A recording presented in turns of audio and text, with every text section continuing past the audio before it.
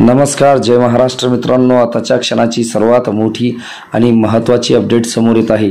शिवसेना फोडून सत्तेत आलोय, काय काय भानगडी केल्यात आम्हालाच माहिती। गिरीश महाजनांच्या पोटातील सत्तेही बाहेर आलीच। काय आहे सविस्तर अपडेट मित्रांनो, जाणून घेऊया। शिवसेनेकडून सत्ता हिसकावून घेताना काय काय भानगडी केल्यात हे आम्हालाच माहीत आहे। शिवसेना फोडून सत्तेत आलोय, राष्ट्रवादी काँग्रेसही आपणच फोडली, त्यामुळे ही सत्ता टिकवण्यासाठी आपल्याला फोडाफोडी म्हणजे महायुतीचा धर्म पाळावा लागेल। पियुष गोयल, किरीट सोमय्या यांच्या पाठोपाठ शिष्टाई मंत्री गिरीश महाजन यांच्या तोंडून भाजपच्या सत्ता लोळपावण्याचे सत्य बाहेर पडले आहे।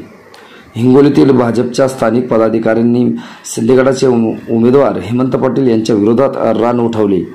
लावणी फेम हेमंत पाटील आम्हाला उमेदवार नको अशी भूमिका या पदाधिकाऱ्यांनी घेतली।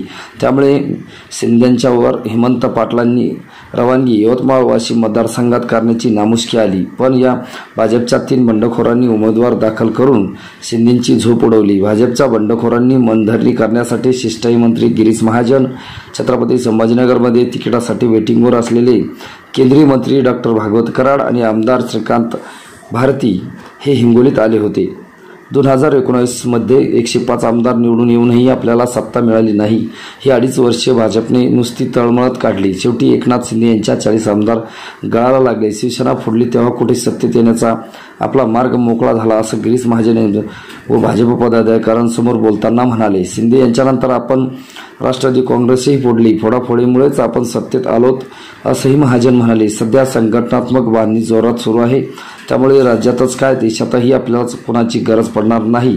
2029ची निवडणूक आपण स्वबळावर लढू अशी पुशारकीही महाजन यांनी पदाधिकाऱ्यांसमोर मारली आहे। मित्रांनो, तुम्हाला काय वाटतं? तुमची प्रतिक्रिया आम्हाला नक्की कळवा। चॅनलवर नवीन असाल तर चॅनलला सबस्क्राईब करा, बेल आयकॉन प्रेस करा। भेटूया पुढच्या व्हिडिओमध्ये। तुर्तास धन्यवाद।